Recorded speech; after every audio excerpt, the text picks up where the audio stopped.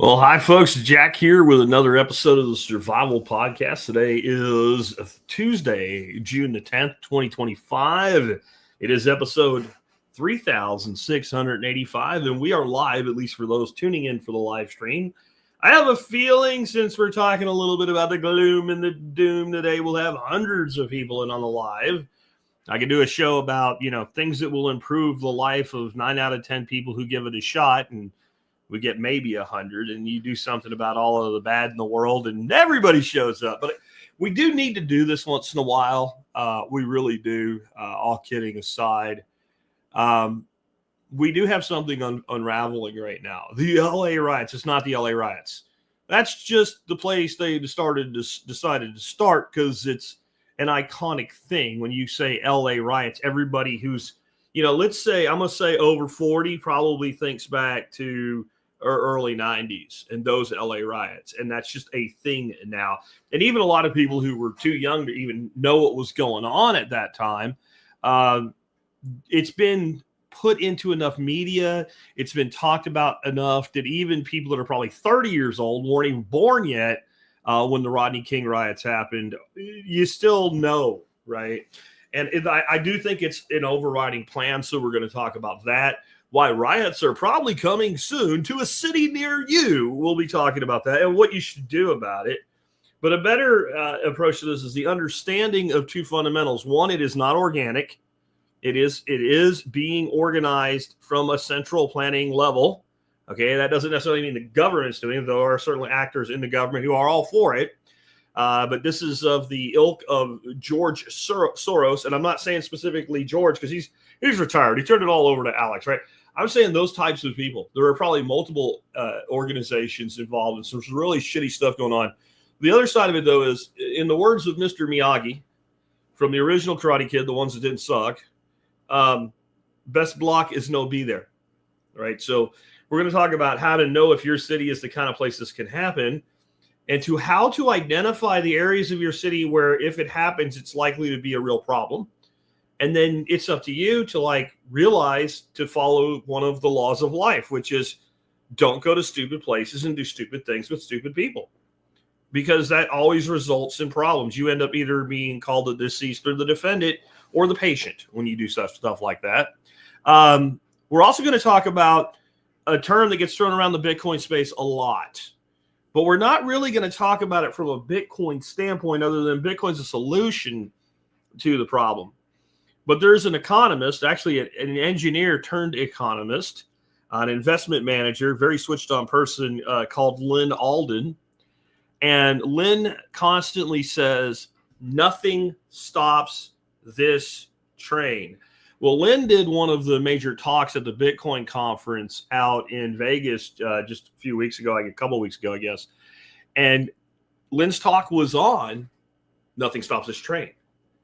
And Lynn said something that I think is something many of us know, but maybe a lot of other people need to understand it. Nothing stops this train. It's not about Bitcoin. It's about fiat and monetary debt and where we're headed. I'm going to let you know that one of the biggest fiat bankers in the world, Jamie Dimon, just said something that's, if you really take it in, it's kind of earth-shattering what he's saying about nothing stopping this train, though he's not the one using that term. And the M2 money supply, which is the largest used statistic to track the monetary supply, how much money they've printed, has just hit an all-time high. There's a little interesting tidbit when we look at that number in the total debt, and that is the delta between the two. Then I'm going to go into five.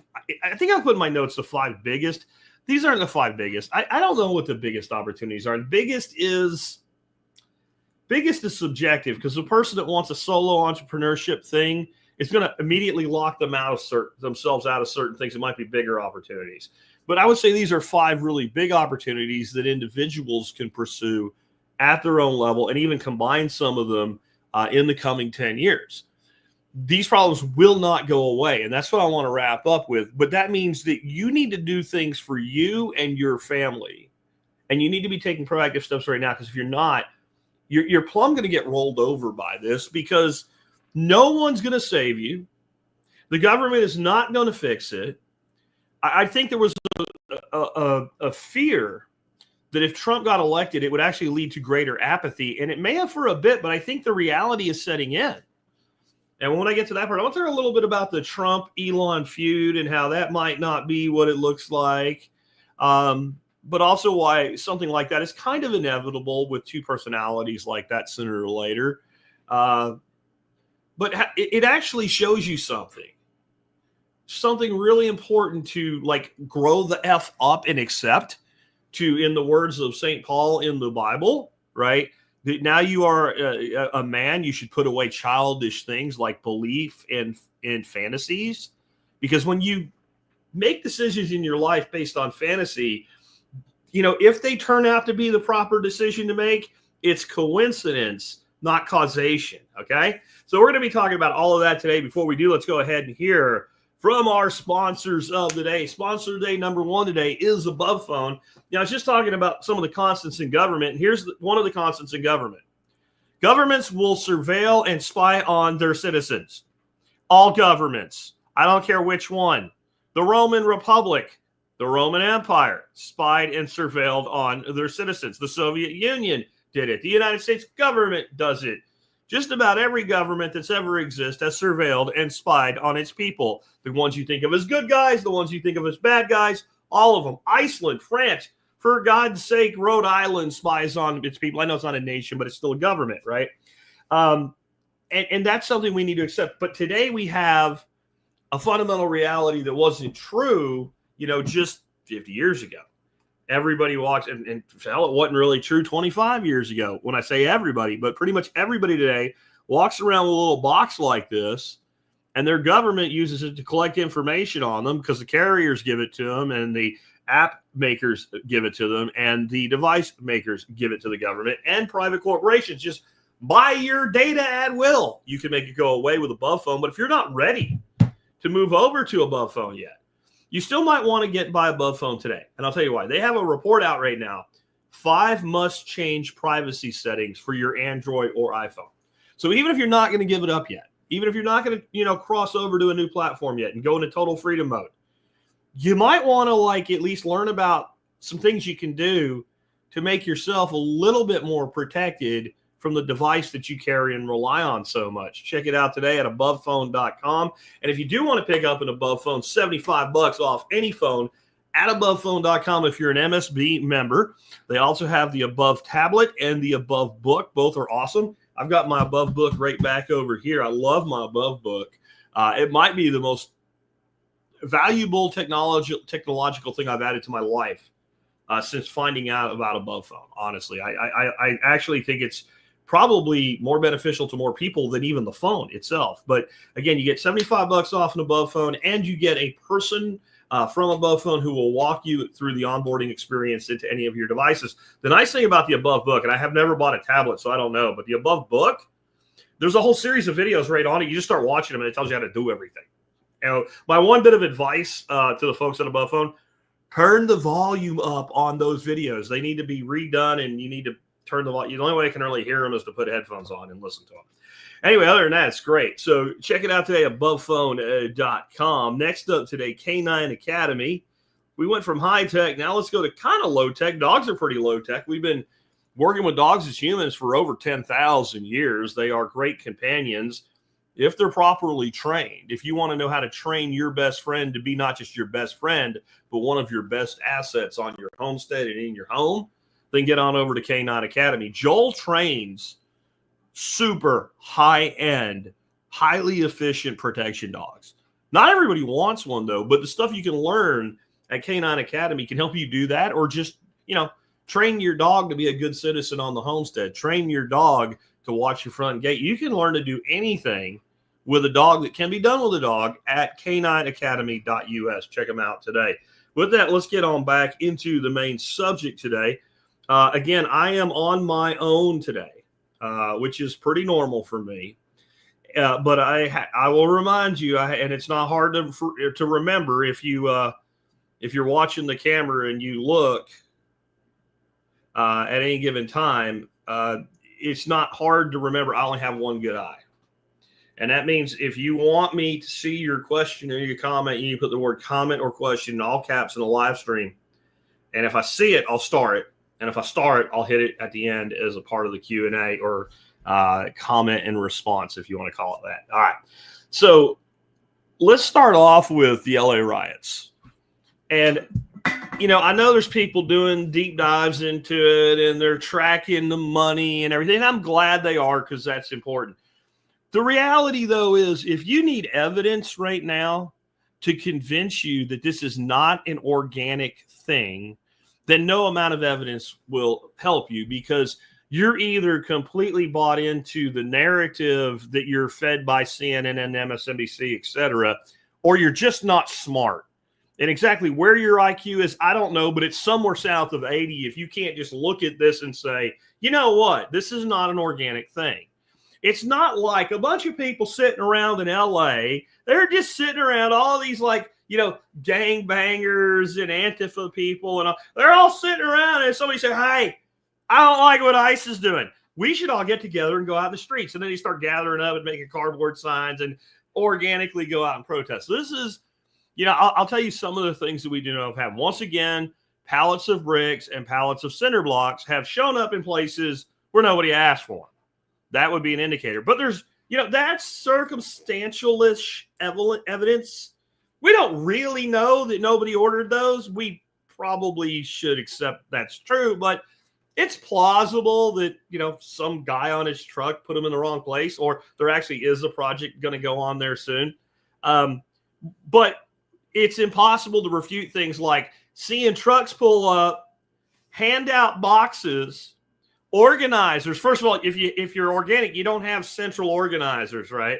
So you have organizers opening the boxes and pulling out things like masks to deal with being like maced or tear gassed, and face shields for the same purpose, and literally handing them out to the protesters. That's not an organic movement or organic protest. And son of a gun, right on schedule, a couple days into it, all of a sudden there's protests in Dallas.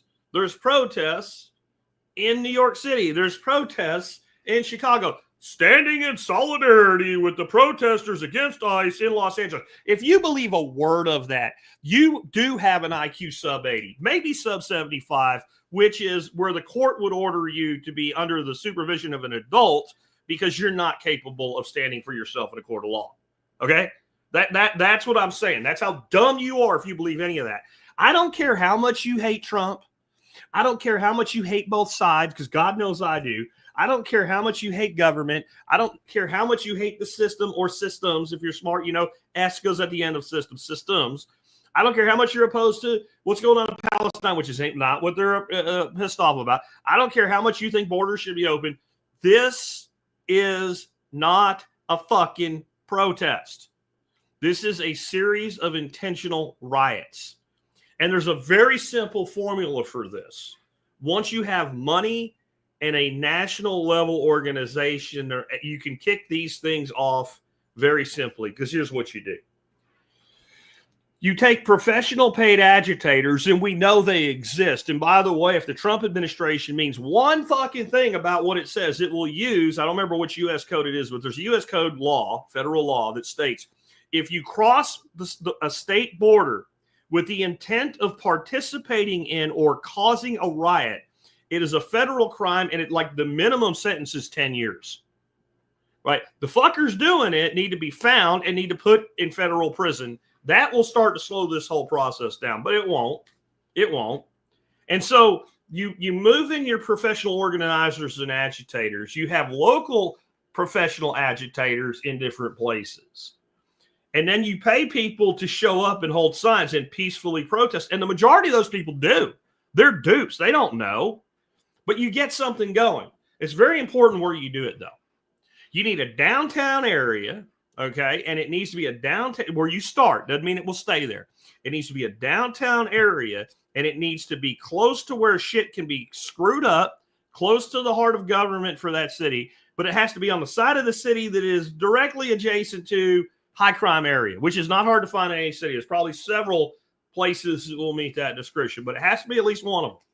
And once you get it going, then people start, you got a crowd of people in the street, they're chanting whatever. a certain amount of looky-loos will show up and be like, what's going on? This makes a bigger crowd. Some of those looky-loos will be like, yeah, screw Trump. What are we protesting? It's against Trump, right? Yeah, immigration. Screw immigration law, right? Whatever, that doesn't matter, right? That will start cheering and chanting. Then very quickly through this high crime area will spread the word, we fitting to have an opportunity to go get us some free shit. So all those people will show up in the guise of being part of the protest. Then it will organically grow from there. But it was like planting a GMO seed and calling the ear of corn that comes off of the plant organic, right? No, but it will catch fire, its own level of self-propagation at that point. And as soon as the lights go out, sometimes before, but definitely once the lights go out, a few cars will start burning, some shit will start getting thrown, the police will move in, and mayhem will commence. And once the mayhem commence, all them people that came in from that high crime area, they start doing things to really fuel the protest, to really demonstrate how upset they are about political policies and how much they are actually there for the sole benefit of helping poor illegal immigrants. Because we all know how you do this. Well, you do it by raiding the Apple store and stealing a bunch of iPads and iPhones and stuff like that. You do it by breaking into restaurants and raiding a sushi restaurant. You do it by breaking in, and these are all places that actually happen. You do it by breaking into a place that sells appliances and stealing a big screen TV. This all happened last night, by the way. That's how you show the man. You show the man by breaking into a Japanese restaurant and stealing yellowtail sashimi. That is absolutely the way that you make sure that the president of the United States knows that you are opposed to what ICE is doing. And this happens over and over and over and over again. This is the summer of love from 2020 all over again without the COVIDs. But we're bringing the masks anyway. No one wears the mask until they're protesting. Then they're worried about COVIDs 5 years after it started, right? No. Then once you get it going in one place, your dream, if you're one of the people actually pulling the strings, can we get it going nationwide? The long-term goal, and every time they do this, they try to get it there, and it comes close sometimes, but it's never actually gone over, is complete mayhem coast to coast in every major city of the United States. To where this is Cloward-Priven strategy on steroids. Push the country to the brink of bankruptcy. Don't worry, we'll get there next. And then cause civil disobedience to the point where the government and the nation itself literally collapses. Well, Jack, as an anarchist, you should be for the collapse of government. I am for the peaceful transition from a governed society to a self-governed society. I am not for allowing people to ransack the shit out of people and property all over the country in the name of something that most of them doing it do not give the square root of fuck all about. But there's some peaceful protesters out there. Yeah, I don't care. I don't care. I'm not worried about the peaceful protester. This is how I feel about protesting. You are free to protest anything you want. Protesting is completely legal. Marching up and down the street, as long as you're not blocking traffic, is protesting. Carrying signs is protesting. Sitting in a park and chanting some bullshit that I don't care about is protesting. There's 100 other things that I can say that are protesting and legal and protected by the Constitution of the United States of America. Okay? Here's some things that are not protesting and not legal, and they're simply crime. Setting fire to buildings. That would be fucking arson. Setting fire to vehicles. That would be fucking arson. Both of those are felonies in every freaking state in the country. Those are felonies. Hurling bricks and cinder blocks at anybody, right? Unless that person is Jason Voorhees trying to kill you or something. If you're hurling bricks and cinder blocks at somebody, cops are up. I don't even care if it's a cop. I don't care if it's some fat guy walking down the street eating a hot dog. That is assault with a deadly weapon. That is a felony. You should go to fucking prison so long they have to pump sunlight into a straw for you. That is a crime. I don't care if it goes next to or is part of or adjacent to a protest. It is not protesting. It is a crime. You know what else is legal? Driving.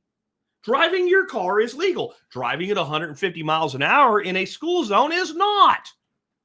And it endangers lives. I'm not talking about the guy on a 65-mile-an-hour freeway doing 71. I get that. But there's a point where we all go, yeah, that fucker needs to go to jail. You're endangering people's lives. It's not consensual because I didn't consent to you driving on a public street that's for everybody at 115 miles an hour where kids are playing, you asshole, right? It doesn't matter what you're doing. What else is legal, you know? Owning a gun is legal. Shooting somebody with it who wasn't a threat to anybody is murder. You see how this works? We should not be conflating the criminal activity with the protest. The press does this, or as Billy Bond calls them, the prostitutes, right? The prostitutes is exactly what they do. They take something that any common, everyday, average, halfway thinking fucking, 1 point above idiot level IQ person would go, that's wrong. And they conflate it with something that you have an emotional attachment to. And if you can conflate it with a few things like the right of people to protest. Well, hell, we're taught that from the time we're in like third grade in school, that's a right. And the universal hatred of Donald Trump, who is obviously a Nazi. And then you have just a flea brain like Gavin Newsom. And what does Newsom start saying? This is Donald Trump's mess. This is Donald Trump's mess. This is Donald Trump's mess. I listened to him talk for 90 seconds. My IQ went down 2 points. I had to eat some mushrooms to bring it back up, okay, after listening to his dumb ass. But I heard him say 3 times in 90 seconds, this is Donald Trump's mess. No, ass fuck, it's your state. You're the governor of the state. You and that shithead Karen Bass are the ones that let this turn into a disaster. And it will spread across this country. I don't care how many. I mean, they're going to send the Marines. Yes, so what? So what? And when they bust a bunch of skulls, they'll put out a bunch of shit on TV and talk about how these poor, peaceful protesters were abused by a bunch of jarheads. It's going to spread. It's already in Dallas. I think it's already in Atlanta. It's definitely in New York. It's already in Chicago. By the end of next week, there'll be 20, 30 cities with this shit going on. And it will all be, every fucking one of them, Democrat-controlled and led cities. Everyone, I'll defy you to show me otherwise. Even if you find a decent-sized city that's not controlled like by Democrats, like Fort Worth, about 1.1 million people, that's a big city. Yeah, they might do some protesting there, but they won't do any rioting there because if they do, they'll get their teeth knocked out the way that they should. And I don't apologize for that. I don't want to hear anybody shit in this ever again. You're wasting your breath with me or your keystrokes, angry people, about what we need to protest. I just told you, protest your fucking ass off. Protest till you're blue in the face. Protest till the cows come home and the chickens leave. That's all fine. When you burn people's buildings down, and who are they? Who's actually being harmed in this? The people that live there. The people that own businesses there. We need to protect minorities. Dumbass, most of the businesses in these areas are run, owned, and operated by minorities. You dumbass. I'm not sure what that means, Nisbet.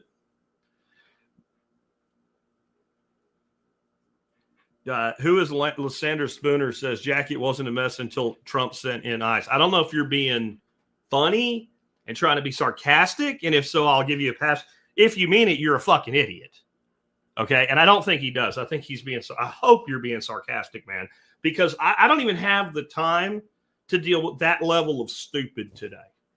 There's this idea that every contentious concept is worthy of debate. After a certain point, it isn't anymore. We've already done this. It wasn't all fine. But I think he's being sarcastic. I'm hoping I'll hear back from him. If not, I might mute him for a while so I don't have to listen to him. Because there are those people. And they're just, and someone here says, Nisbet says libertarians are the L and LGBTQ. There are some special libertarians, and they're special libertarian their ass off right now. They are munching crayons. And then all this conflation, right? This is not about Palestine. This is not supposed to be, but there will be, right? There'll be people carrying every damn banner under the sun into this shit, but it's all an excuse to destabilize the daily peaceful operation that people expect out of society. So it's going to come. It's going to keep coming. And you really need to right now be on alert.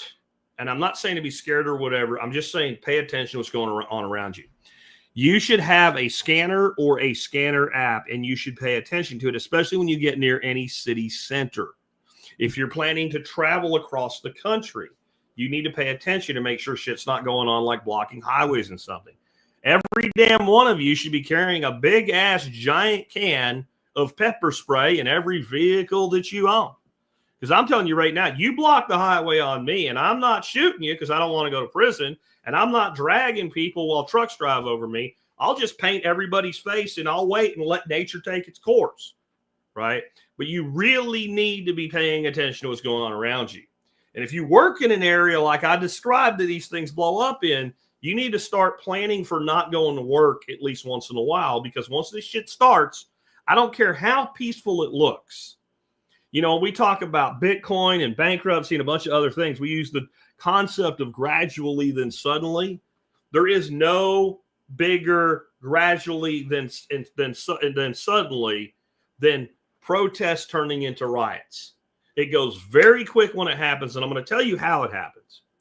The people behind it decide the point that they want to throw the gas on the pile and strike a match. Because the type of people that they attract with this activity are waiting for that signal.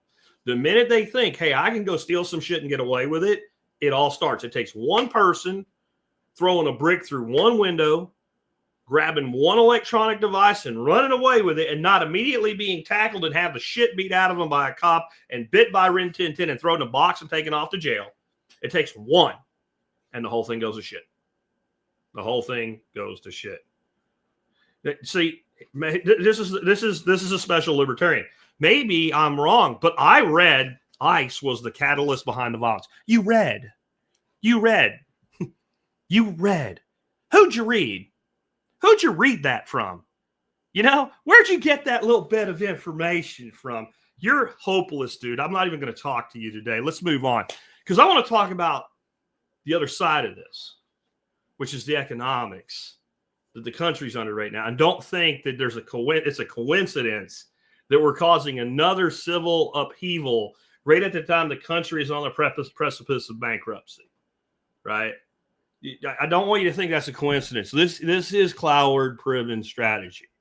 And that's exactly what it is you keep bleeding the nation dry of its wealth. You sow discord, and then you use any catalyst that you can, any rallying cry that you can to push a button and start a bunch of civil disobedience and riots and cause a bunch of problems at the time when the economic stress is highest. This has been the plan since the 60s, and you're watching it come to a head right now. Because what's going on right now is Jamie Dimon, who is one of the most powerful banking overlords in the world. And I don't have any love for Jamie Dimon, but I don't know if respect is the right word. I do have an appreciation for what he knows. And because I know what he's about, I know when he speaks, when he's saying something true or not, I guess is the way to put it. And he did. Let's say I would have respect for his knowledge, but not how he applies it. JP Morgan Chase CEO Jamie Dimon just issued a major warning on the state of the U.S. economy at an event organized by Ronald Reagan Presidential Foundation. Dimon told regulators. So he's talking to like the SEC here. Okay. The full effect of all the money printing since 2020 remains to be seen. Quote, you are going to see a crack in the bond market. It is going to happen. And I tell this to my regulators. Just think about that. I tell this to my regulators. Who are you, Billy the fucking Kid, right? He doesn't mean like the ones that regulate him. He means the ones he owns, right? I tell this to my regulators through regulatory capture, by the way. Some of you are in this room. I'm telling you it's going to happen, and you are going to panic. I'm not going to panic. We'll be fine. We'll probably make more money, and then some of my friends will tell me we like crises because it's good for JP Morgan Chase, but not really. Dimon says the bond vigilantes are back selling bonds to protest unstable fiscal policies and America's ballooning debt. In the long run, Dimon says he's not too worried about China as a potential adversary and instead believes the U.S. needs to self-improve and erase the enemy within It's an odd day where I really agree with Diamond, right? If we are not the preeminent military and the preeminent economy in 40 years, we will not be the reserve currency. That's a fact. Just read history. We have to get our act together, and we have to do it very quickly. Here's the thing, and Jamie knows this. We are not going to get our act together quickly. We are not going to get our act together ever in time to stop what's coming. This is in the vein of what I said I wanted to talk about. Nothing stops this train. Now, some of you are Bitcoiners and big time so, and you pay attention to all the news, and you've probably watched all the really great presentations from the Bitcoin conference in Vegas, and you saw Lynn Alden's presentation, but it was on nothing stops this train. And I think a lot of people that kind of like know about Bitcoin and maybe even have some Bitcoin and kind of like it and pay attention a little bit to it. They know who Michael Saylor is and who Natalie Burnell and Lynn Alden and, you know, all these people are. And, you know, they're like, oh, okay, yeah. You know, maybe they even listen to some Guy Swan podcasts or something. And they're like, yeah, nothing stops this train. And you think what that means is Bitcoin is so powerful, it can't be stopped. And I understand why you would think that. And honestly, until I listened and read the work that Lynn does, the first time I heard it, probably 7 years ago, I thought the same thing. Bitcoin, nothing stops this train. I mean, it even sounds like good marketing. It ain't got a damn thing to do with Bitcoin except as a causational response. That's what Bitcoin is, a causational response to nothing stopping this train. When Lynn says nothing stops this train, what's really being said is that this debt train cannot be stopped. There's no slowing down. There's no reversing course. There's no backing up. And let me be completely clear about it. It has nothing to do with whether or not your government and the people in power have the will to try to stop the train. Okay. There is a point where you have done so much damage to any entity, right? And the Federal Reserve and the U.S. economy is an entity. Right? It's not biological, but it in some ways acts like it's biological, but it's an entity. You can only damage certain things so much to where they no longer can be fixed.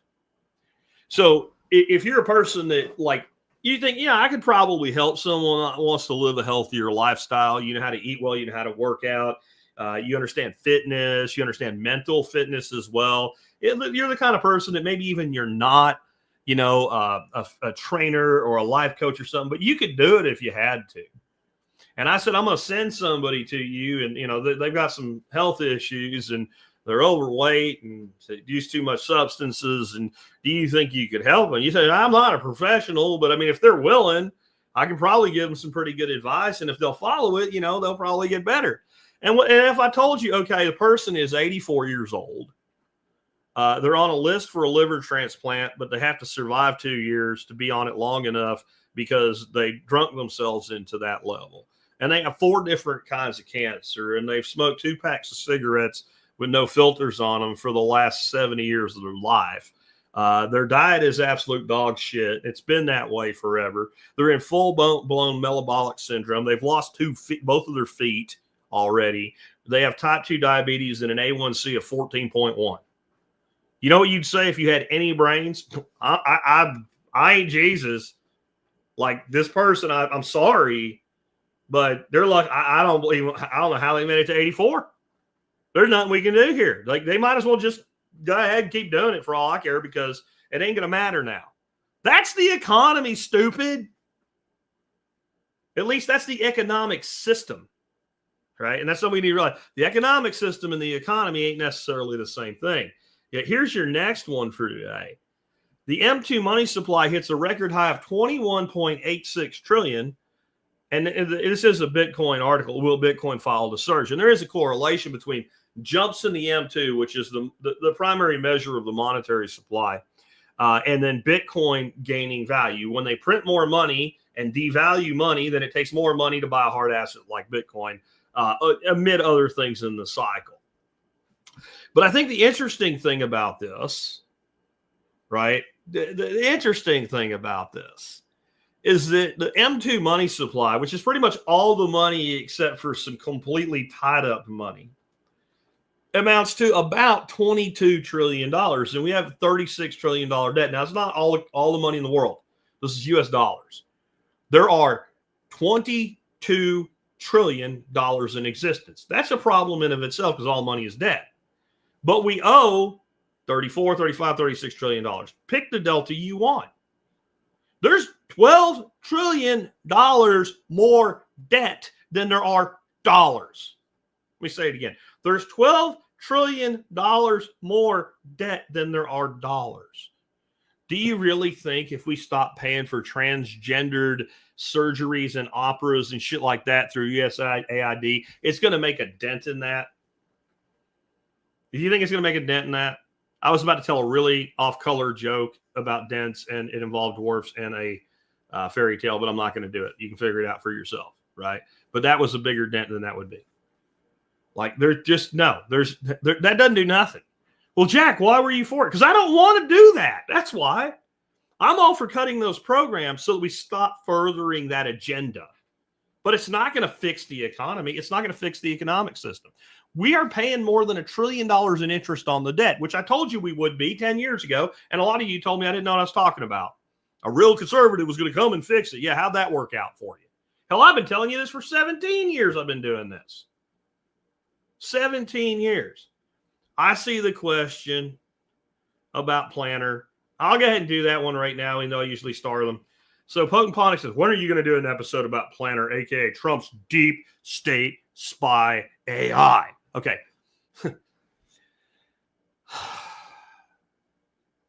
This is one of those things where people need to start fucking thinking, okay?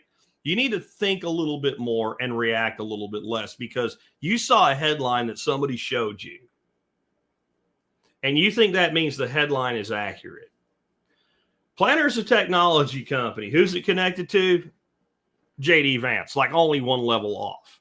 Peter Thiel, and J.D. is like his protege. That's how a guy that came from where he did got to be the vice president before he's 40 years old. Okay? Planner is not being tasked with developing AI to surveil you and gather information on you. That's not what this is. I'm not saying it's good. I'm just saying it's not what it is.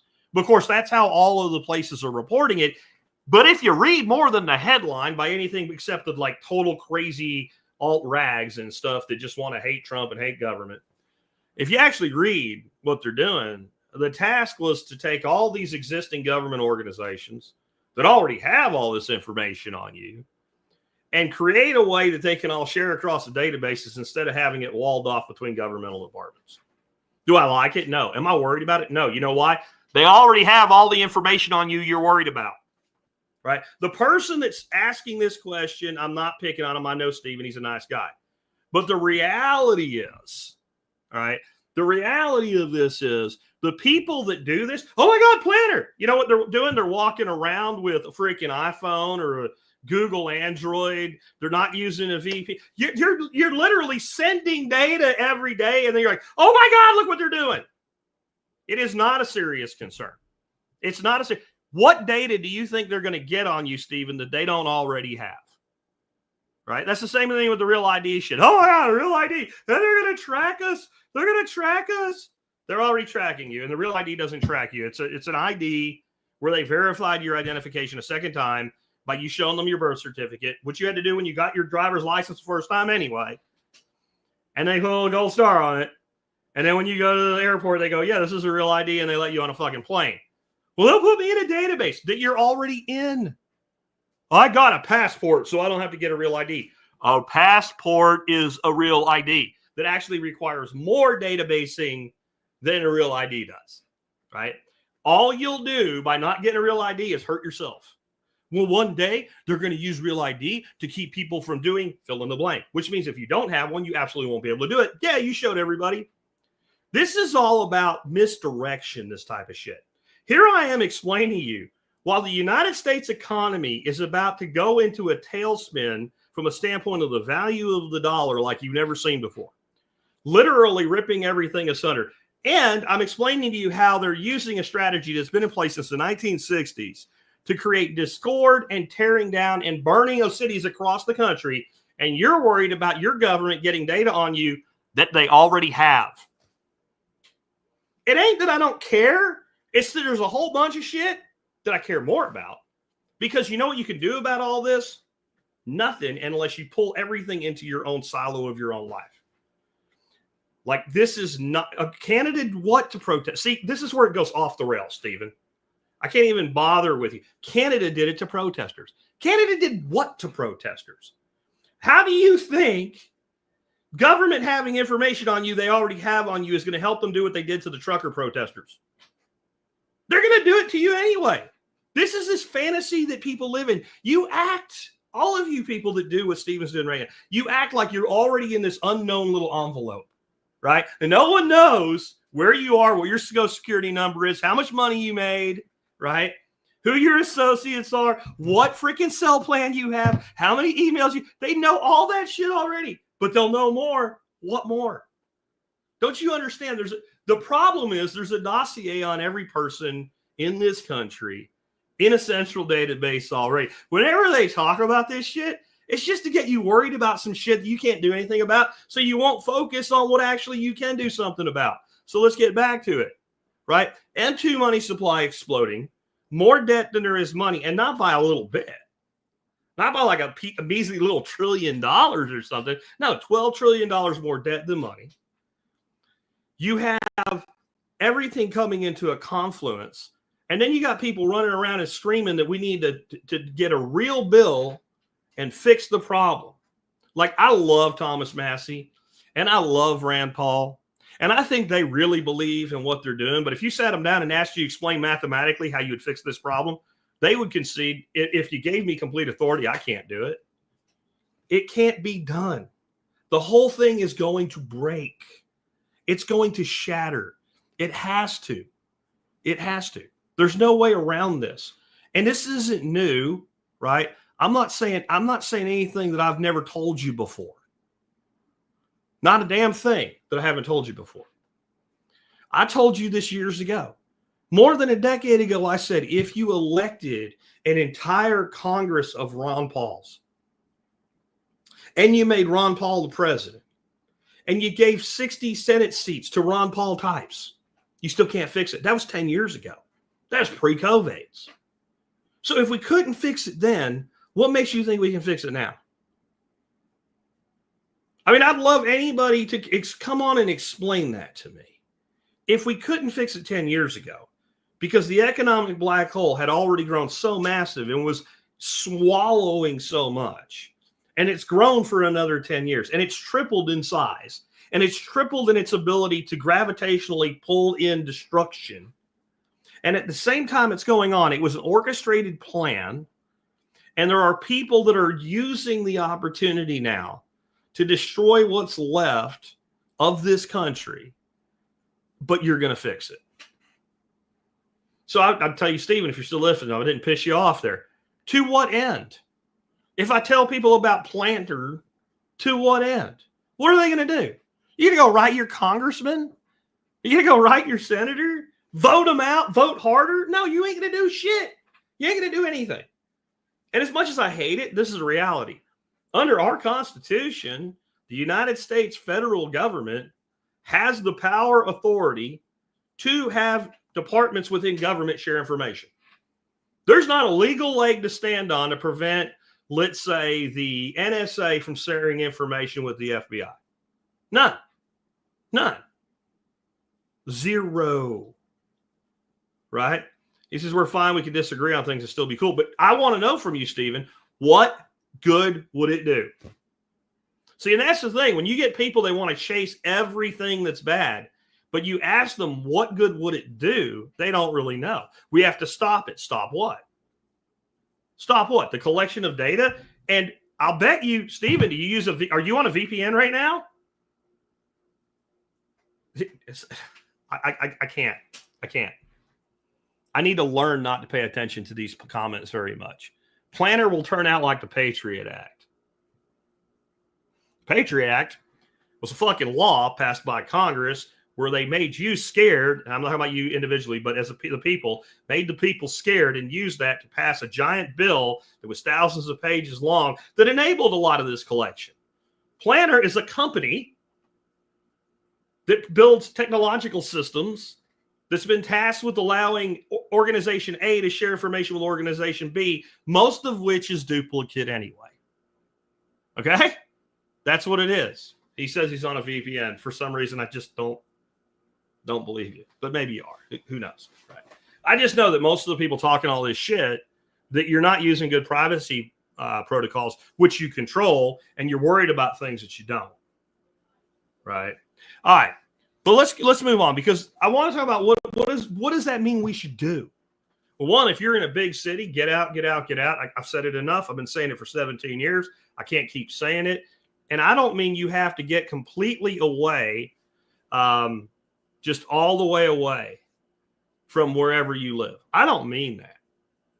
I live about 25 miles from Dallas, maybe 30. I ain't worried at all where I'm at. But if I lived like in North Dallas or something, I'd be really worried right now. And I'm not saying this will be the one where the dream comes true for the people behind this, but it could be, and that could happen any day. I mean, 2 weeks ago, there were no riots anywhere except for college campuses throwing tantrums. And it really didn't affect anybody, you know. But today it's a little bit different, isn't it? Now all of a sudden, like, this has become real for people. So what do? I think we should be focusing on the opportunities we have in the next 10 years to build something for ourselves, especially for individuals, solo entrepreneurs, small companies, etc. That's all you can really do, is build as much wealth and as much of financial asset as you can. And I am putting Steven in a timeout because he's becoming a distraction at this point. You could speak again in 5 minutes. I'm not punishing you. I need to learn how to turn on in the YouTube settings flow control. I don't need people making a comment every 5 seconds. And I've been on live streams where I've seen that put in place. I'm going to put that in place for everybody soon. Anyway, but we need to focus on what we can do. And again, we need to be building assets and knowledge into our life. And one of the biggest opportunities we have right now is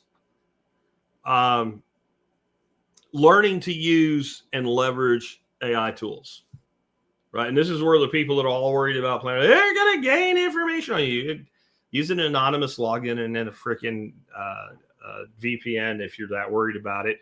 Again, they already know everything about you, and you ain't as important as you think you are. AI is the future. It's not a little bit the future. It's the future. It is the future. Ignoring AI today would have been like ignoring word processing programs in 1992, right? And ignoring things like Excel spreadsheets in 1992. They would be, and if you think about just about everybody in the world, some way your life is affected by like Word or its equivalent, Excel or its equivalent, etc. Right? It's probably part of what you do.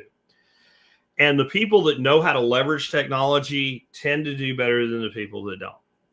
This technology is going to be integrated into every single thing that you touch that's technological, and even things that you don't think are.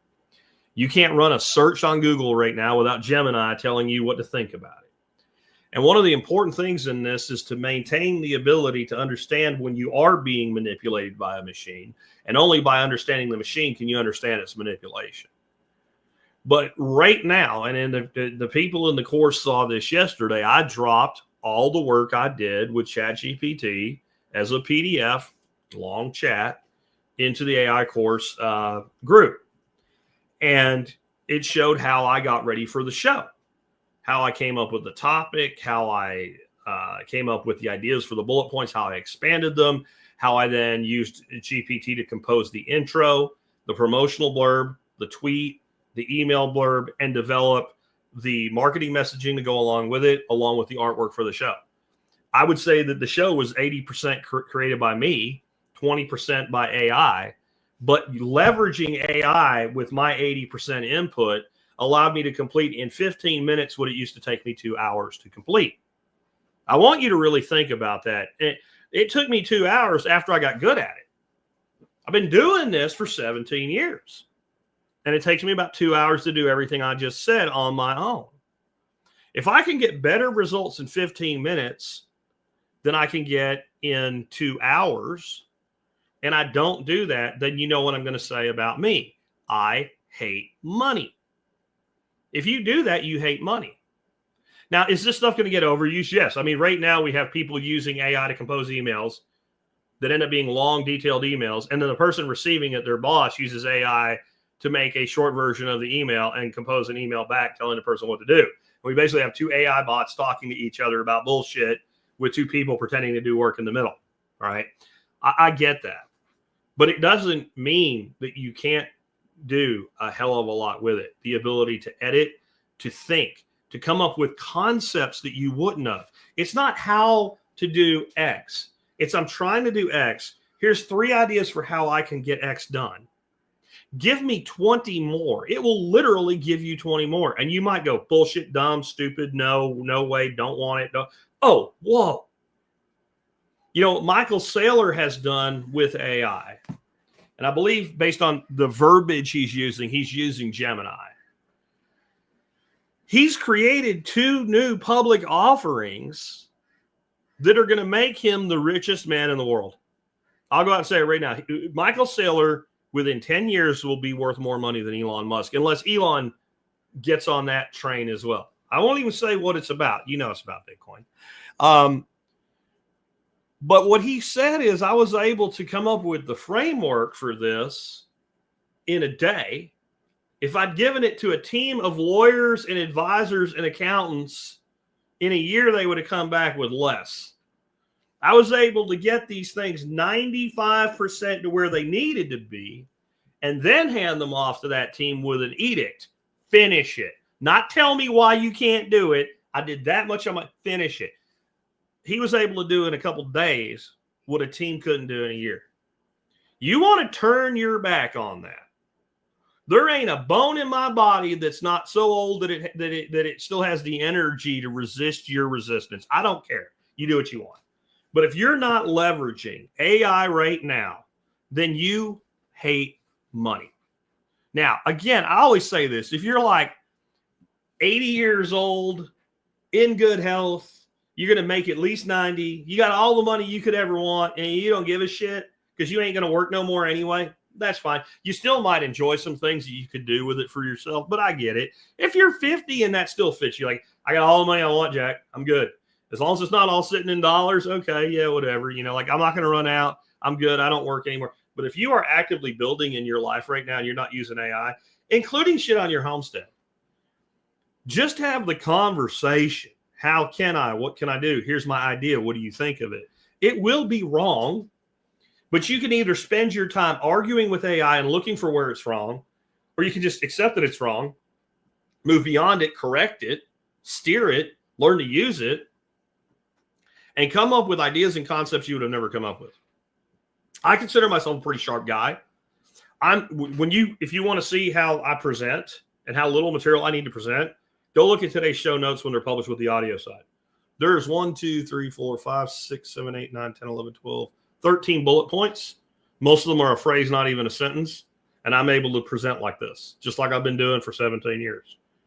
But I still sometimes I'm like, man, here's like 10 things and I don't know. And I'll throw it into AI and say, hey, I'm looking for some other angles on this.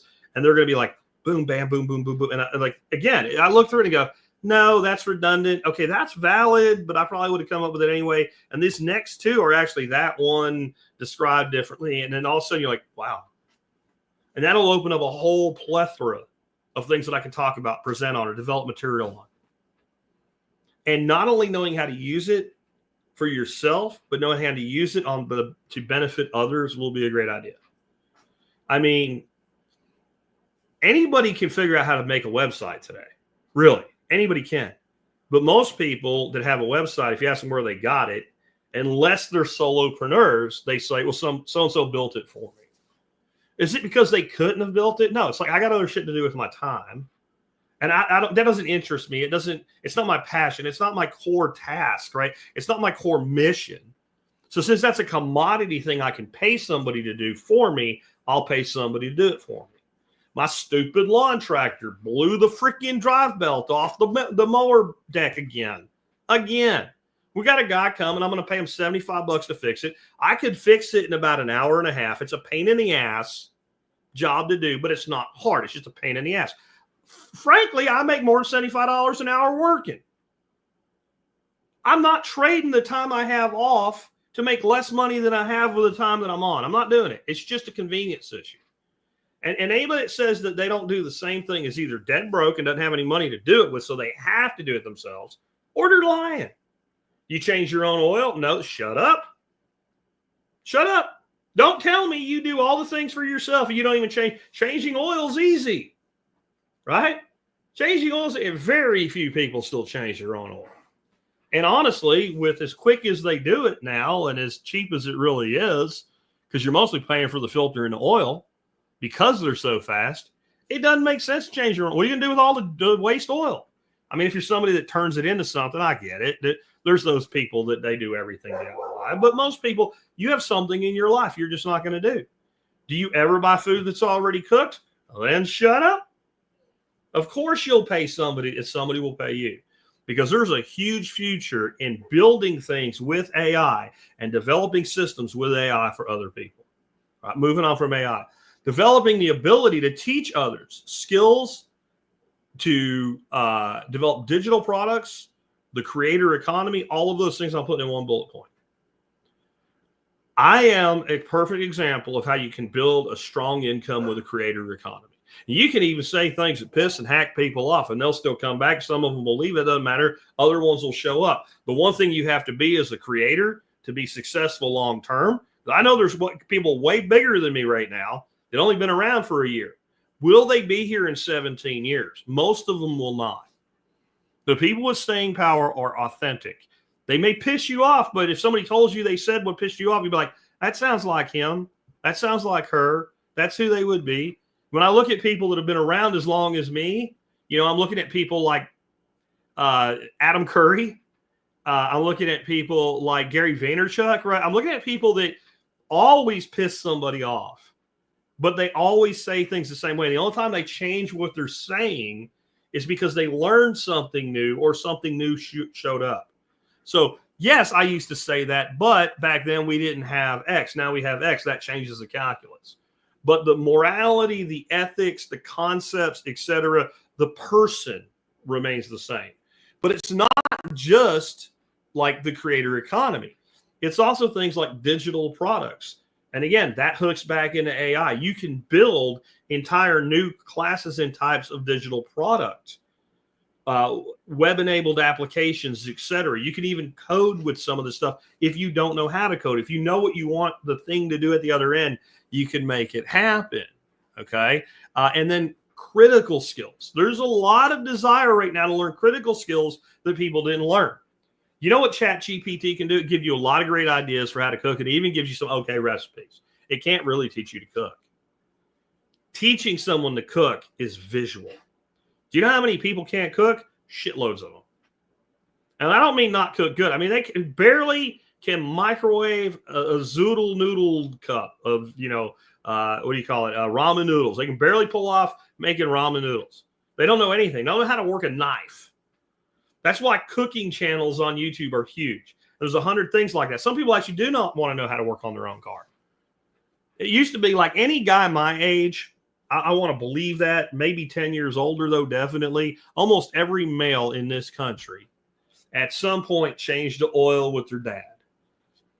You know, changed out spark plugs, gapped them, changed the points on the distributor that doesn't even exist anymore, changed tires, rotated them, put on a new fan belt, new hose. Like we did all that shit like a shade tree mechanics with our dads in the backyard, because everybody used to work on vehicles because we didn't need a computer to do it back then.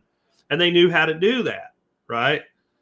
Humble Mechanic says, no learn to change oil, no drive car.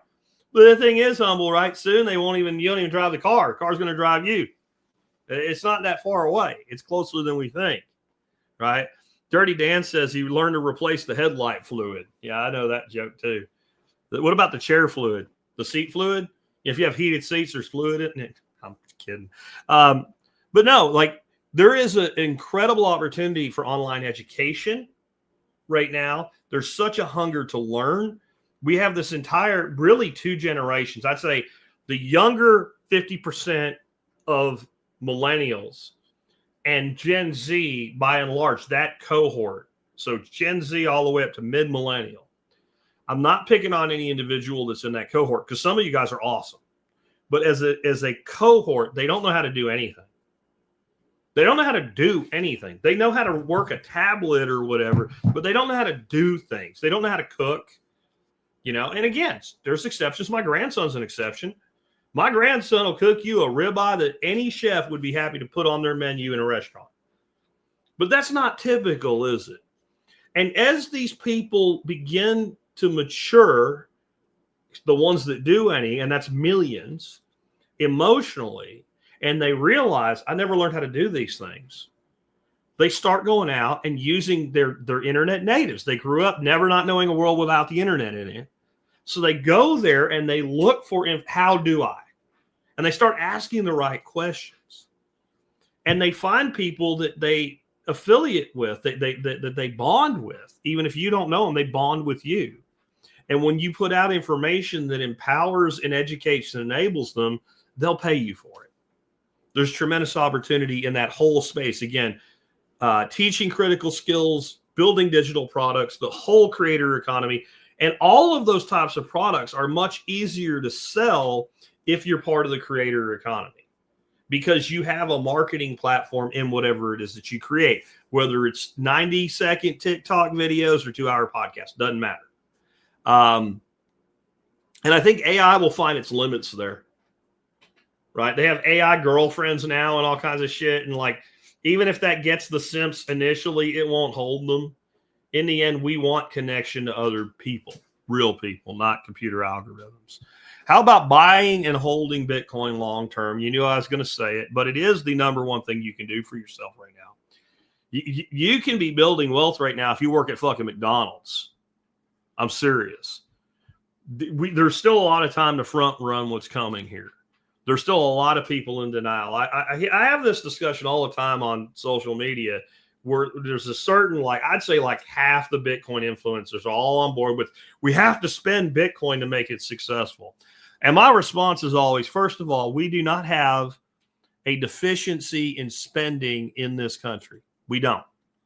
We have no deficiency in spending at all. We have a deficiency in saving. So I don't care how you're saving your wealth. You should be saving more of your wealth than you probably are. So that's already out the window with me. But there is this tendency to use the fallacy of special pleading, right? And the authority fallacy of, but what Satoshi wanted, a market determines the utility of an asset at any given time. Okay. And for the time being, and I'm not saying forever, but for the significant future, especially for a society that thinks in terms of microwave ovens, when you say 10 years, that's an eternity to people today. For the foreseeable future, the utility of Bitcoin is primarily, first and foremost, a store of value. And when you have this cataclysm coming, when you have the people that regulate the bond markets, in the words of Jamie Dimon, about to go into panic mode. And the only solution they have is when the bonds start getting dumped, the Fed buys the bonds. We call that quantitative easing. That's the only, there is no other solution. Well, what does the Fed do when it doesn't have money to buy the bond? It issues another bond that it uses to generate cash by issuing debt, and then it prints money to buy the bond with. That's the only solution. So eventually, when you realize that all of these instruments are denominated in dollars and you want security, there's only one lifeboat to run to, and it ain't fucking Ethereum. And it ain't gold, because gold is a dumb rock that doesn't move. When you have an idiot like Peter Schiff saying, I don't understand Bitcoin, it doesn't even produce a yield, neither does gold. Now, gold can be made to produce a yield, same way Bitcoin can. I won't get into that today. But you should be storing your surplus capital, any money that you know you're not going to conceivably touch for 5 years or more should be held in Bitcoin. Not spent, held in Bitcoin. But Jack, you're a hypocrite. You accept Bitcoin. It's the best money in the world. Of course I accept it. I'm still telling you not to spend it. And I'm saying if you want to spend Bitcoin with me, this is what I would prefer that you do. Open up an account with a service like Strike, put dollars in it, send dollars to me, and that will get to me in the form of Bitcoin, so you don't create a tax consequence for yourself. See how simple that is? And I tell people all the time, but what about the company that only wants Bitcoin? First of all, they're stupid and they're going to go bankrupt. I'm sorry, but they are. And second, they do not exist. And third, 99% of companies in the world today don't accept it at all. So I'm not real worried about that. But if I wanted something and the counterparty insisted on Bitcoin, that's what I'm going to do. Give me an address. You'll get Bitcoin. They don't even need to know that I'm spending dollars because it's not going to create tax consequences for me. And this idea that we're going to have hyper Bitcoinization at some point and it'll take over and people will routinely spend it on layer 2 and layer 3 settlement layers is probably accurate.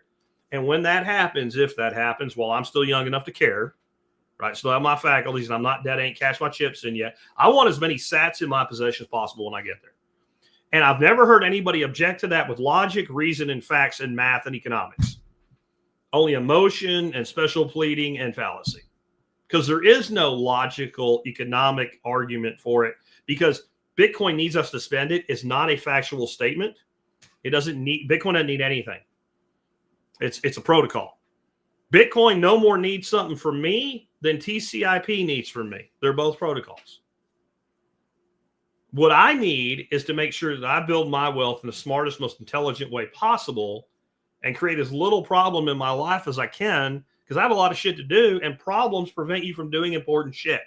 So trying to figure out how to properly report on your taxes 4,000 Bitcoin transactions in and out this year, dumb. Don't do that. Buy the Bitcoin, save it.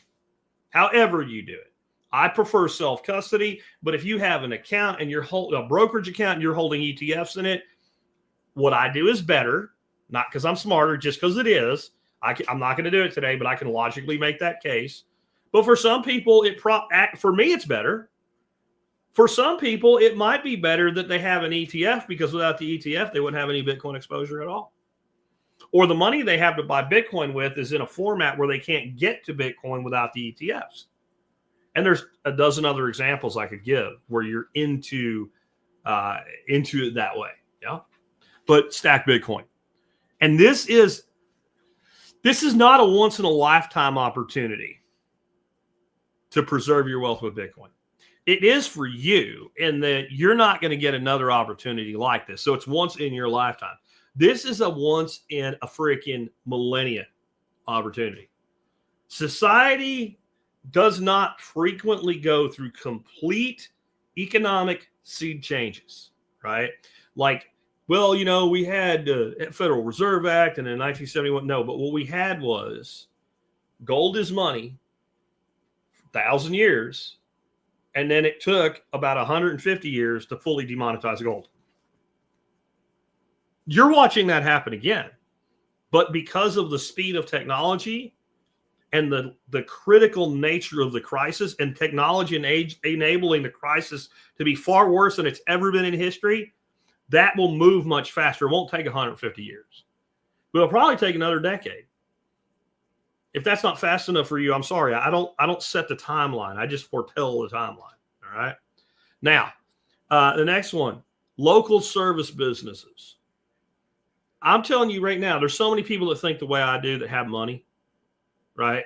And I don't have Michael Saylor money at all. I'm not a billionaire. I'm not even like a high-level millionaire or nothing like that, right? I don't have that kind of. I'm talking about blue-collar millionaire types. I'm talking about people that, you know, just have good paying jobs making 150, 200,000 a year. There's lots of us that live out in the suburbs and out in rural America and telecommuter or whatever. And there's certain things they just don't want to do, right? The guy coming to do the lawnmower, I found him on next door. He has a handyman services business. Once he's done with that, if he does a good job, I have a whole bunch of shit to talk to him about because my handyman is good, but not reliable. Like he says, I'll be here Monday, and he's really not going to be here until like 3 Mondays later after that Monday. So if I got a guy that'll show up quick when I need something done quick, I'll give him more work. I just had a bunch of trees cut down on my property. Dude made about $1,000 in 4 days. It's not Superman money, but it ain't bad. And I paid him cash. And I bet you just knowing the kind of guy he is, that is between me and him and the fence post over there in the East pasture. All right. Like there is so much opportunity like that. And those businesses can be scaled with day labor, contract workers, et cetera, wherein as you need them. And they can also be scaled by, hey, I was wondering while you're here, do you do this thing over there? No. And then you make a decision. Well, I can, or let me get you somebody that can. And if you're that person that's going to constantly, you're basically a salesperson for yourself when you're a handyman or any kind of service business. If you're a small company and you run it and you own it, you are the primary. I don't care if you hire a salesperson, you're still the primary salesperson. You're going to be on properties all the time. You're going to be talking to customers all the time, and you're going to be selling what you do. That means you're already in. And that means when somebody says, do you remodel bathrooms? And you don't, because you don't want to be in that business. They're too complex. Or whatever reason it is, you don't want to do it. You don't do that. You should find straight out of the gate, before anybody even asks, the best, affordable, reliable bathroom company where you live. And you should go to them in advance and say, I want to refer you business, but I am not Mother Teresa and I ain't your mama. And I ain't doing it because I like you. And I ain't doing it just because it makes my customers happy. I want money. Give me a number, a percentage of the job that you will bid and you will sign off on and you will choose to take, that I will be paid for all the business I flip to you. And if it's a fair number and you do a good job the first time and you keep doing a good job, I will never refer to anybody else that does bathrooms. And you should have one of those if you don't do siding for siding. And you should have one of those for roofing if you don't do roofing. And I'm using handyman here. But no matter what space you're in, that will apply. If you do you're the kind of person that goes in and fix network issues for small companies, but you don't build websites, you should have a web development company that that you can flip business to. And anything and I can't tell you all of the things. ChatGPT might give you some ideas, just saying, or any AI tool might give you some ideas. But just talk to your customers as you build your business and find out the things that they need that they have a hard time finding or trusting a supplier for. Then, do the same thing I do for you guys, right? Somebody will write me, do you have a product that does XYZ you can recommend? And I'll think, I really don't. And a lot of times it's something I own, but the thing that I own, it was so reliable that I bought it 20 years ago and it still works and I don't make it anymore. And then what do I do? I start researching it and I go find the best damn thing for that niche that I can find. And I bring it out with a product review. I usually buy one. If it's not, thousands of dollars, $50, $10, even $100. If it makes sense that I have a good product to recommend, I'll go buy it, put it through its paces and say, yeah, this is what I recommend now. Just do that for your customers, whatever you're building. And then anything you don't want to add as a direct service, take a 5% riff as a sales consultant for other people and build a massive network. This whole concept of service-based, locally based businesses is just a great way to go. And then locally produced food and other sustainable products. I believe there's a huge market and it will only grow. The more we end up with corporate shill shit, the more hunger there will be. I can't tell you how many people would buy grass-fed beef if they actually could buy grass-fed beef that was local to them, instead of the bullshit that's from Australia or Brazil in the cooler at the grocery store that costs twice as much and ain't worth it. You should pay less for grass-fed local beef than you pay for CAFO beef at the grocery store. I know that seems counterintuitive, but let's look at the difference. Local grass-fed beef went from the producer to the slaughterhouse to your freezer. How's all the rest of it get there? How many steps are in that distribution system?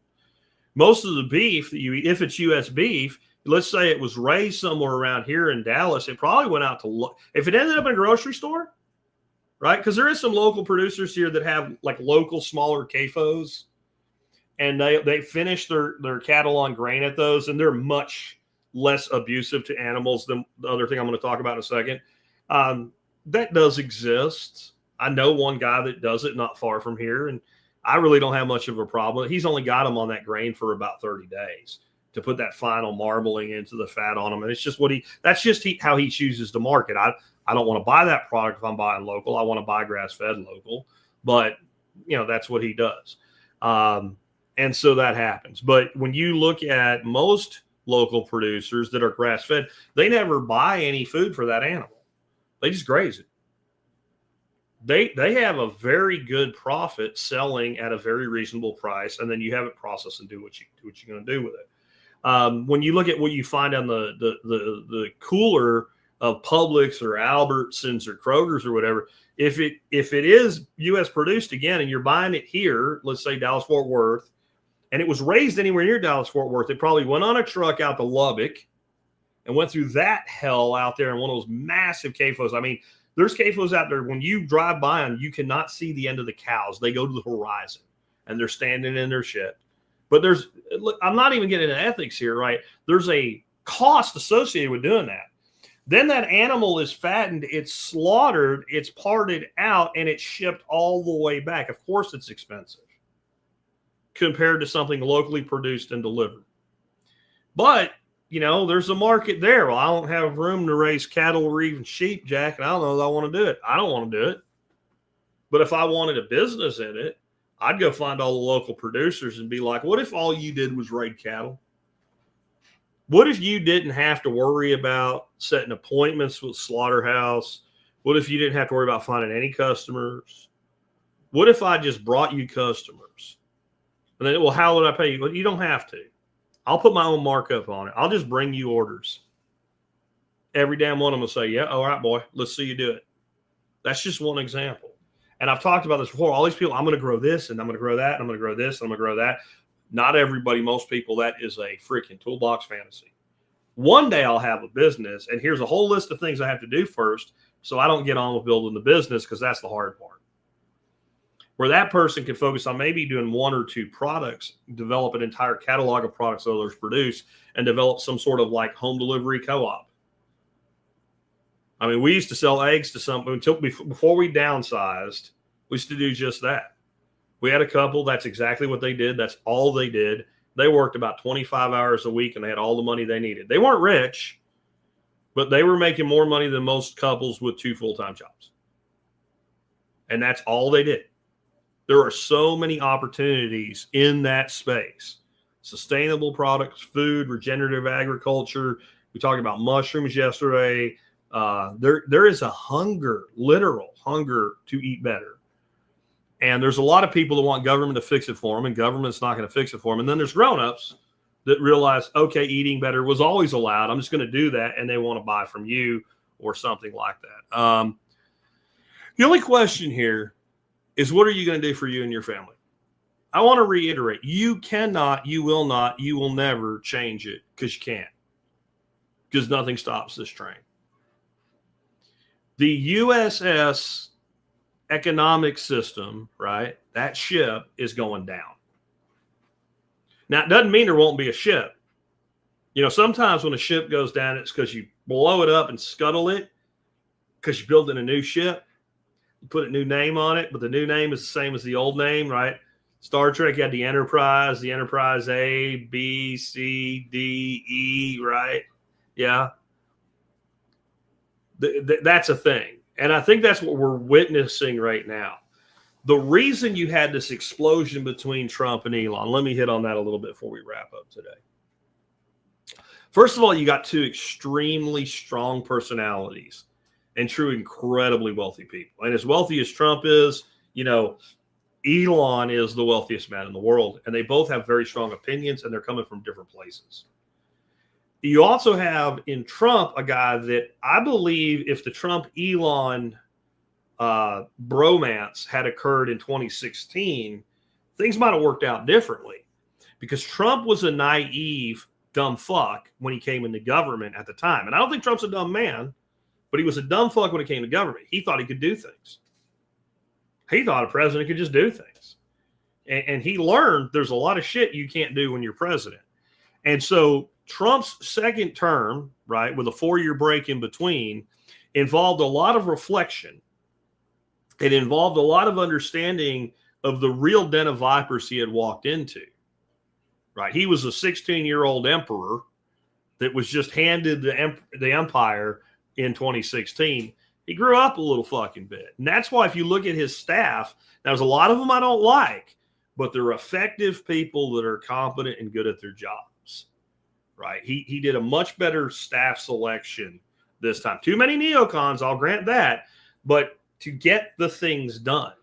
So when Trump comes at this big, beautiful bill, he comes at it from a standpoint of, here's 10 things I absolutely want to accomplish, and they're going to piss the money away anyway, so here's the shit I have to give them to get my things done. Elon is coming at this like Trump in 2016. Well, we should just do the right thing, which I agree with in principle, but in practice, it will not happen in D.C. And there's also a point where you look at the underlying economics I just went over and realize there's been no way to stop this train for over 20 years. I mean, it was bad in the 80s, but by the time we got to the mid-90s, we had gone over the event horizon economically. The only solution is a new system of economics. That's all that's left.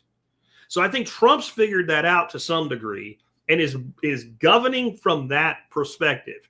We might as well take the fiat money and do as much good with it as we can while it lasts, because we're coming to a point where there's going to be some sort of inversion, some monetary rebasement, which I've been talking about since 2008, rebasing the monetary system. If you just put rebasement in the search box on TSP, I guarantee you'll find shit from 2008. You might have to put rebase, variations thereof, but I guarantee you can find me talking about a monetary rebasement in 2008.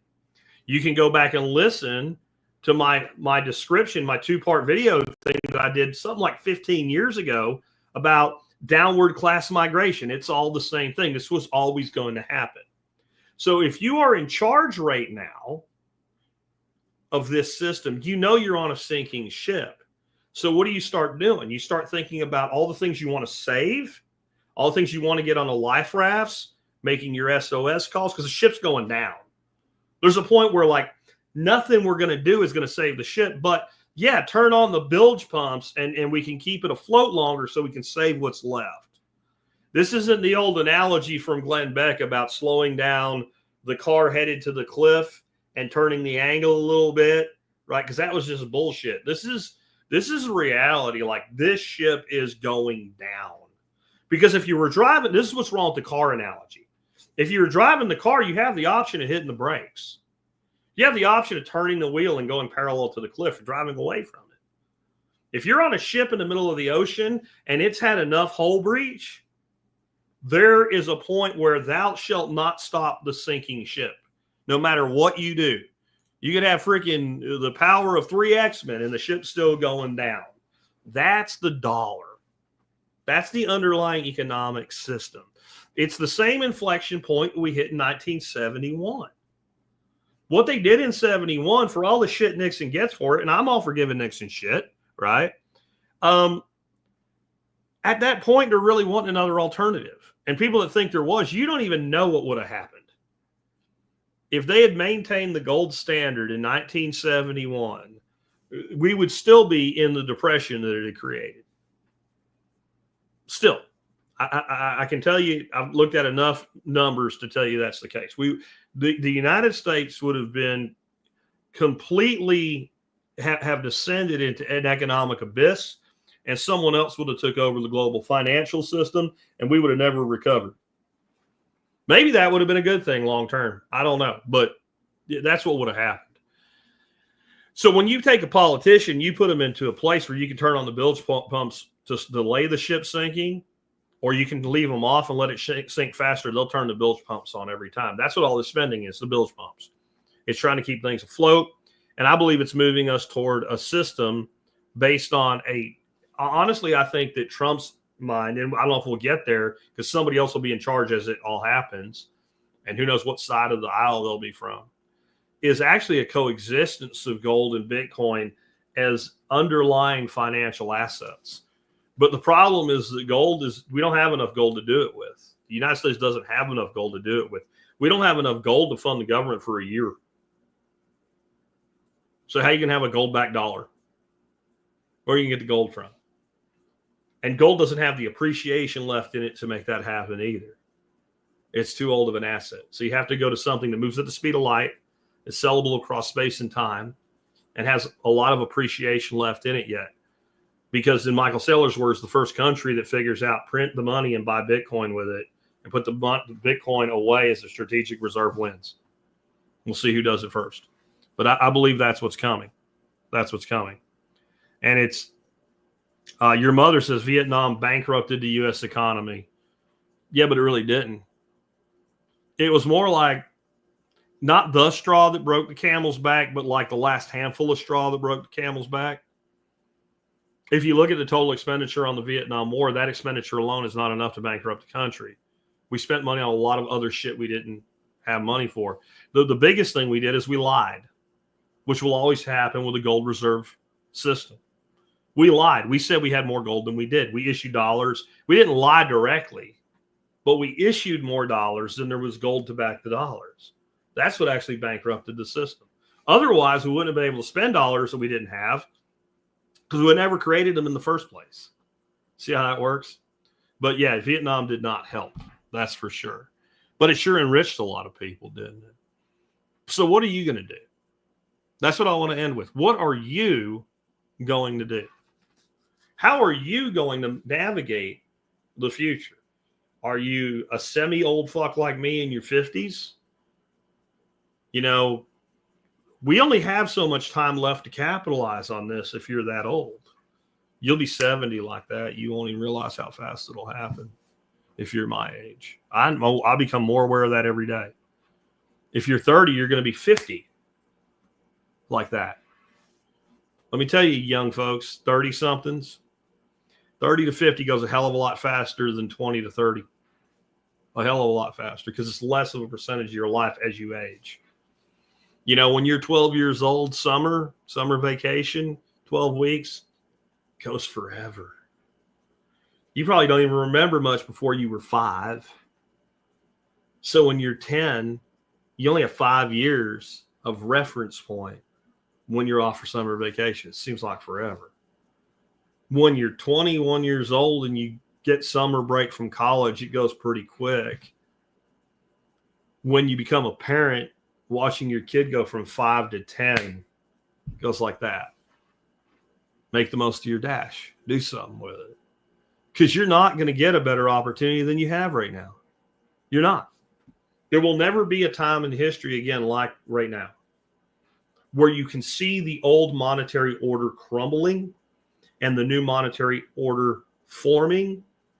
And it's the longest telegraphed punch in history. And it's a repetitive historical cycle that you can literally look back and go, it happened here, it happened here, it happened here, and it happened here, and it happened here, and it happened here. And now here's the same pattern reproducing itself. And the instruments may have changed. The underlying assets may have changed, but how it works remains the same. 10 years from now, there will be a United States. There will be a United States government, and it will be bigger and have more power than it does right now. That's going to happen. And it won't be good for you. That's going to happen. You think you're going to stop it? Go ahead. God bless you. And if you do, I will salute you and make you the hero of the decade. I will make a plaque and I'll mail it to you. But it's probably not. I'm probably safe on that bet that I'm not going to have to do it.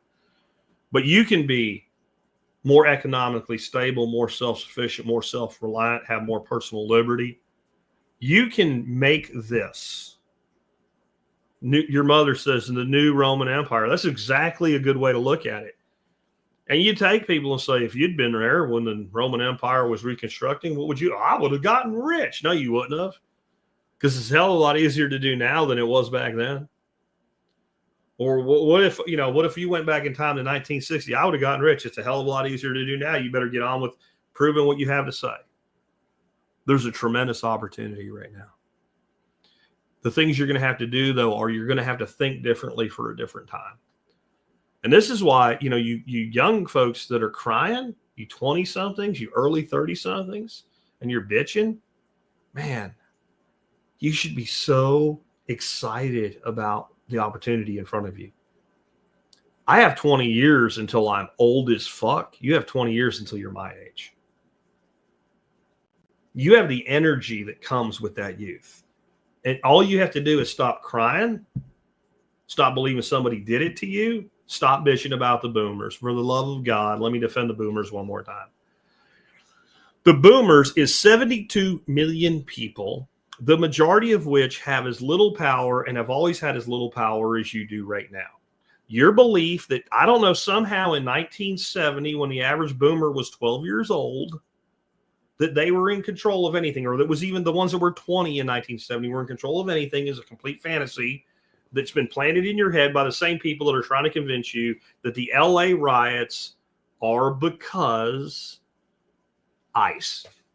And it just happened on its own, and that's really what it was, right? It's the same people convincing you. Class warfare is as old as time itself. There's even songs about it. Every generation blames the one before, right? That's an 80s song. Teach the children well.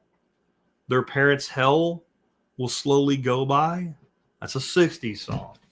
We're saying the same thing. It's always been about blaming somebody else. The boomers you're bitching about, most of them grew up. You know, when I say grew up, I mean came into their own as young adults in the 70s and 80s. Most of them, their first house had somewhere between a 12 and 18% interest rate on it. They lived through a time when they had a minimum wage of $1.80 an hour, and no, gold didn't make it a lot of money. And no, they didn't live at a time when a guy could make $3 an hour and support a family of 4. There's a false nostalgia in there that is ridiculous. And the only reason that I bring it up is because anybody that's thinking that way right now, you don't see what's sitting in front of you and your opportunity. The only reason you're blaming someone who's 78 years old right now living on Social Security, that you have more than most of you that are doing it, is because you don't want to face the reality of where you are right now, which is, I don't care who did what to you. I don't care how much of an actual victim you are. It doesn't matter. Everything is your responsibility. Most things are your fault. Some things aren't your fault, but 100% of the things that you have to deal with are your responsibility. No one's coming to do it for you. And if you want to be 25 to 30 years of age in any particular snapshot in history, this is the exact place you would want to be if you're thinking about 10 years from now instead of 10 minutes. Everything you do in your life from this point forward, you should ask yourself, this action that I'm going to take right now, what does it mean in 7 minutes? What does it mean in 7 hours? What does it mean in 7 days? What does it mean in 7 weeks? What does it mean in 7 years? What does it mean in 7 decades? And what does it mean in 7 generations? The 7x7 rule is what I call it. You should ask that question in everything that you do. And the person that's crying about the boomer says, no, I got to take care of me now. Okay. I'm going to tell you that the boomers as a generation thought more about the generations we have as young people today than the generations of young people today are thinking to the future about those generations. They were more forward-looking than you were. That's why they went out and got maced in the face protesting the Vietnam War, and were actually doing something to change things for the better versus burning down somebody's little freaking Tokyo, sushi shop, or smashing windows in and stealing shit out of an electronics store. That's not what the boomers did during the protests for the Vietnam War. They simply marched to end a war. Those are the people you're talking shit about. A lot of the freedoms that you had today, boomers were the catalyst for that change. But it doesn't matter. If they were the darkest, most Darth Vader shit that ever came, doesn't change the reality where you sit. So I challenge you. What will this mean in 7 minutes? Every dollar you spend, everything you do in your life that has consequence going forward, ask the question all the way through 7 generations. 7 minutes, 7 hours, 7 days, 7 weeks, 7 months, 7 years, 7 decades, 7 generations. Ask the question. You will get, with most things, you'll get to a point like, what will it mean in 7 days? It'll mean this. What will it mean in 7 weeks? It'll mean this. 7 years? Won't even matter. Okay. Ask a question anyway. Don't be afraid of the answers. See, here's why I think people resist that thinking. It's the same reason people resist Bitcoin. I think subconsciously people don't even really understand what they're doing when they resist these things. The minute you start asking those questions, the minute you start holding a true appreciating asset, that's not a get-rich-quick scheme, it's a long-term wealth scheme. It causes a sea change mentally. And when that happens, it requires you, almost against your will, to start imposing discipline on yourself. When you really do, like when you're me and you go upstairs and you pull out that beautiful pre-World War II Browning A5, Belgian made, and you look at it, this is a beautiful shotgun. This is worth about $2,500. When I got it, it was worth $1,500. Now, you think that's the appreciating asset? If you ain't heard the story, wait. It gets good for you and bad for me. Back in 2014, when Bitcoin was $600, I bought this gun that was worth over $1,000 for $600, one Bitcoin. Now I'm standing here today looking at a shotgun that effectively I paid $110,000 for. Boy, a little bit of that in your life, and you'll start saying, I don't think I'm going to sell this. I don't think I'm going to buy this other thing, because every dollar I spend here, I could have used to invest there. In the words of George Clausen in The Richest Man in Babylon, I should have taken the money that came in and turned it into my slave and made slaves of its children and its grandchildren and its great-grandchildren, so they always work for me. But that discipline requires thinking past this day, this week, this month, and even this year.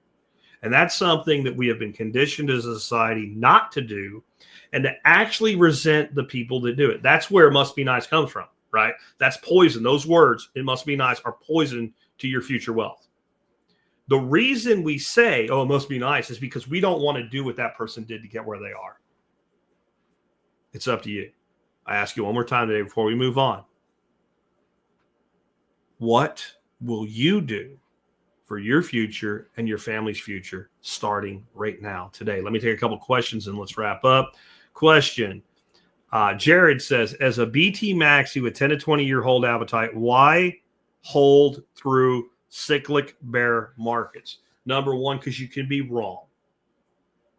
You can be wrong. And I do believe we're at a place with less volatility going forward than we had in the past. But I think that there will still be some cyclical nature to the whole thing.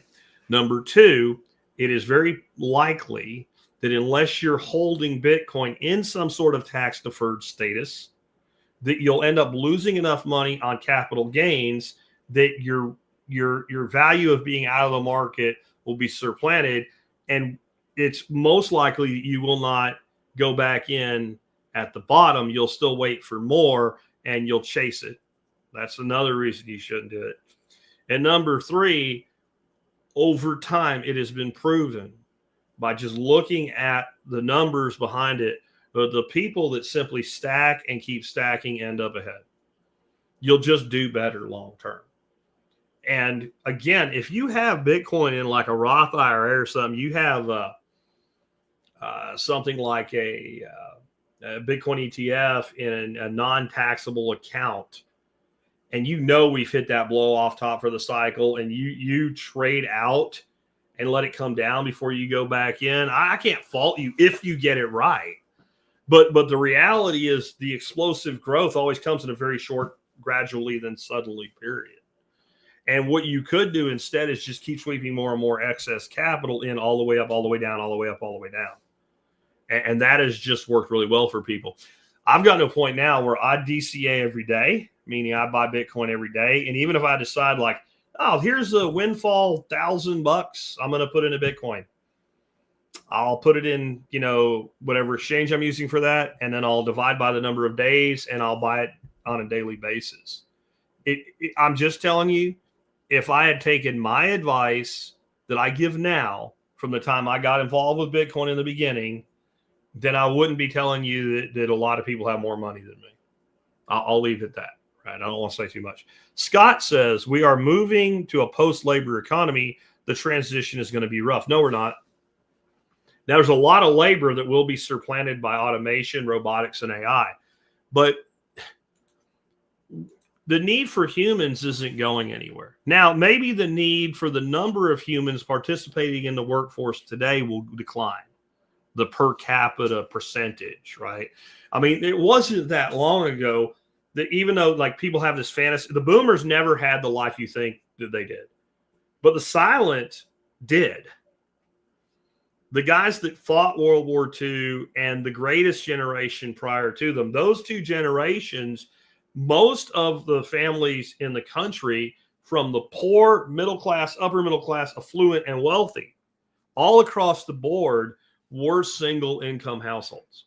So we don't need to have everybody working for society to work. It is actually not a normal part of the human condition that everybody has a job, right? It's not the way societies have traditionally worked.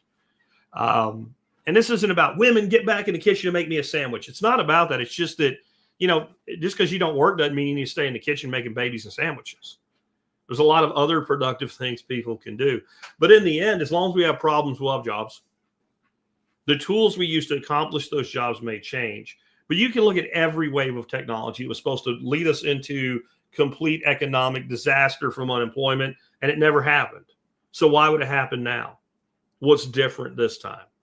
You know, if you look back, if you go back to the 70s and back, even the 80s, every major company had a typing pool. There were millions of women, mostly employed all over the world, all over the country. You know, companies from the size of IBM and Microsoft, at the time, even these companies that had computers, they still had typing pools. Crazy as it sounds now, because they were so early on in the development of the technology, right? And you know, if you go again, if you go really back into the 70s and further back, it was a number one way that women that wanted a job went out and knew they could get a job and be paid okay. And they sat all day and all they did was take documents that were produced by their higher ups and type copies and make triplicates with carbon paper and shit. And it went away. And more people work in office jobs now than ever before. One person can do way more work than the day of the typewriter, but more people are working doing the same work. I just covered it last week, right? IBM brings in AI-driven software to handle HR functions, lays off 8,000 employees, within 6 months rehires 8,000 new hires to use AI to do core business instead of Karen and freaking HR work. And they even had to hire a few people into HR to replace some of the ones they got rid of to do all the, you know, the things that were not mindless functions that most of the Karens did. So this idea that we're moving into some sort of post-labor economy is just wrong. And you can look at technological innovation after technological innovation after technological innovation. And more people are employed today than were before all of them. Humble says, Humble Mechanic, the 80% suck, but the 20% leads to gold is exactly how I title and description every YouTube video I have made in this last year. I don't really know what he was commenting about when he said that. I don't know what I was saying, but I think it's completely valid. You know, it is valid. So if you want to clarify that before I'm gone, Humble, I'll say something about it for you if you're still here. Scott says, if you take the GDP of the world and divide it by the number of Bitcoin, does that give you a good value of each Bitcoin? I don't think so, because I think the GDP number is bullshit anyway. I'd say what you want to look at is what is even 5% of all the asset value in the world. There's people that say, 21 million divided by everything, and that's Pollyanna stuff. That's like no one's going to own real estate at all anymore then or whatever. But if just 5% of invested capital in the world goes into Bitcoin, you're looking at something like $50 million Bitcoin. $50 million Bitcoin. Now, I'm not saying it's going to happen in 5 years. I'm not going to say it's going to happen in 5 months, right? But it's going to happen. And the more money that pours in, the more attractive it becomes. And there will be a point where it's going to work like this. A couple large entities are going to get together and say, if we all do this, success is 100% guaranteed. And not the success that you and I consider, but what they would define as success. If the United States government right now simply made the determination, we're going to start buying 50,000 Bitcoin a month until we can't get any more, you got $20-30 million Bitcoin happening just from that, because other sovereigns are going to step it. Now, someone's going to do it. Someone that's not, El Salvador, that's great. It made a lot of headway and all. But hell, Michael Saylor, and I don't mean Michael Saylor's strategy, right? Strategy B and his other entities. Michael Saylor, the man, personally, probably owns more Bitcoin than the nation of El Salvador. El Salvador is small. I don't think people know how small. El Salvador is 6 million people. There's 8.5 million people in Dallas-Fort Worth. All right? So El Salvador is not as big as Dallas-Fort Worth. Certainly from a wealth standpoint, Dallas-Fort Worth is probably 100x wealthier than El Salvador. And that mattered. But when a G20 starts strategically putting Bitcoin on their central bank balance sheet, it's over. It's over, and it will happen. So I don't know that you could say the GDP of the world. Humble said I was talking about AI and weeding through BS is what he really meant to say. You got 80% suck and 20% good. That's I do 80% of the work. It does 20, but it compiles my 80 way faster than I can. And that is how to leverage that tool. Anyway, with that, let's go ahead and wrap up. I want to remind you guys, you can help support us anytime you shop online by doing your online shopping at tspaz.com. That's TSPAZ, tspaz.com. Most of you are well into gardening season, but I thought it'd be a good idea to bring these around again because they're on sale again. Vivor's galvanized raised garden beds. These are so quick to put together. I mean, these are a one beer job. It's basically some wing nuts and some bolts and a beer or two and some music playing, and you have a 4 by 8 foot garden bed ready to go and be filled up. And the ones I have are 2 foot deep, and here I need that. I'm really going to tell you, $60 for the 11.9 or whatever, call them a foot deep, the 1 foot high beds. That's what most of you need. That will work great for any of you. And there's still time to get more production in this year, or to get that production in and start conditioning that soil and getting ready to fall and winter garden with it as well. There is no way you can build a raised bed out of pressure treated lumber for less money than you can build this. And you have to go haul it, and it will eventually rot no matter how well you take care of it. You put these in, they'll probably be around when you're ready to kick the bucket, because they just last. They do, because of what they're made out of in the type of application anyway. So check these things out again. Galvanized raised garden beds from Vivor. Also, if you haven't picked up a copy of my book yet, Laws of Life, please do so. Tell your friends about it. If you want to know how to get into the mindset fully that I present this show from, read that book. It's not everything, but it's the most important things. It's the 16 core laws of life that have led me to where I am. It was hard fought, hard won knowledge. And those of you that, if you're in your 20s and you hear me talk and you get pissy about it, but you stick around, I'll tell you something truthful. Good. And you are probably going to do better than me, because you're probably ahead of where I was at 24. I probably wouldn't have tolerated an old fucker like me when I was 24 years old. I would have at 30. But at 25, you don't know shit. You don't know shit. But turns out the longer you've been around, if you can also say during that time I've built success, the more you've learned. It's the way it works. We really are in the end. In the end. And I know there's a political elite and people that were born into money and shit like that. But in the end, when it comes down to it, if you start at where most people start, the world still is a meritocracy. It doesn't mean it's fair. It doesn't mean it's fair. You tell people the money, it's not fair. I didn't say it was fair. I said it's a meritocracy. The system is what the system is. It has rules. It has rules that are made to be followed, rules that are made to be bent, and rules that are made to be raped. And it's up to you to figure out how to play the game. Some people figure out how to play the game, and they end up with a lot. Some people start off with a much bigger advantage, but they refuse to learn to play the game, and they end up with less. The choice is yours. So choose wisely, make the most of your dash. Tick tock, the clock ticks for us all. Catch you tomorrow with an interview.